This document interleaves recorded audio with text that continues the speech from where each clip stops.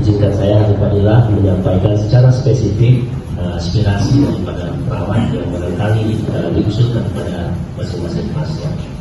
Yang pertama adalah untuk sistem kesehatan kami mengusulkan di spesifik dalam hal transformasinya, yaitu mendukung persoalan menekankan pada preventif dan promotif, tetapi juga pada sampai tingkat desa.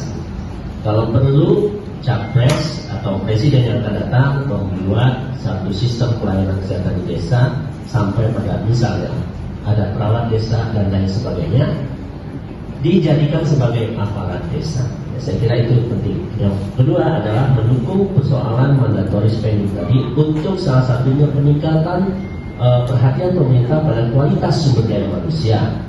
Ya. Apalagi perawat sebagai komoditas internasional yang mengisi pasar-pasar kerja internasional, maka saya kira perlu juga ada alokasi untuk bantuan dana-dana untuk kesiapan para perawat itu mengisi pasar kerja dunia yang saat ini mereka usaha sendiri, jual tanah, jual kebun, ya. Nah, tetapi pemerintah dalam hal ini mengharapkan banyak mengisi pasar dunia sebagai dampak baliknya sebagai devisa ya kan? Ya, tetapi belum serius sampai ke sana. Yang ketiga adalah kita juga mendukung tadi Pak Adib sampaikan bahwa JKN kita ini dananya saja kurang cukup. Tapi kita tambahkan ingin kurang dan ditambah serta dikelola secara adil dan wajar, baik itu bagi pemilih, paskes, baik itu untuk nakes dan profesi kesehatan khususnya. Yang kedua, kami ingin juga pemerintah yang akan datang memperhatikan kesejahteraan dari profesi kesehatan ini. Apalagi di perawat masih banyak yang tenaga kerja sukarela, mereka perlu kepastian untuk kesejahteraan dan kepastian hukumnya. Yang ketiga, ini kami perawat itu jumlahnya cukup banyak, 1,2 juta yang tersebar dari seluruh provinsi kabupaten kota, dan ini khusus untuk PPN yang baru ada ini ada struktur di tingkat unit kerja. Ada 6.280 komisariat di tingkat unit kerja yang kami dapat koordinasikan secara komando gitu ya. Jadi penyebaran cukup luas dengan karakteristik yang memang spesifik ini memerlukan satu instrumen penguatan kapasitas dalam bentuk regulasi yang tinggi, yang kuat, supaya dapat menjamin kepastian dan perlindungan hukum.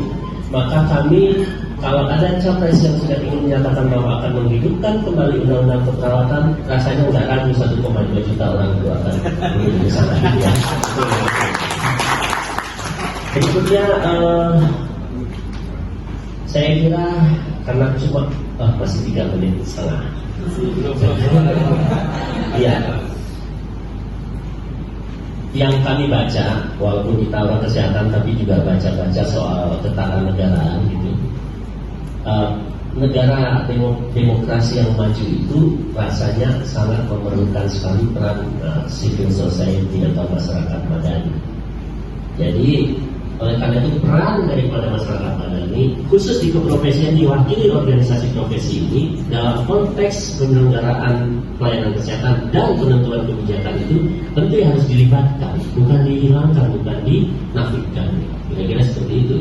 Dan kedua, memberikan kesempatan untuk profesi-profesi ini mempunyai sistem self-regulasi. Self-regulasi demi apa? Demi menunjukkan satu kebaikan pada masyarakat.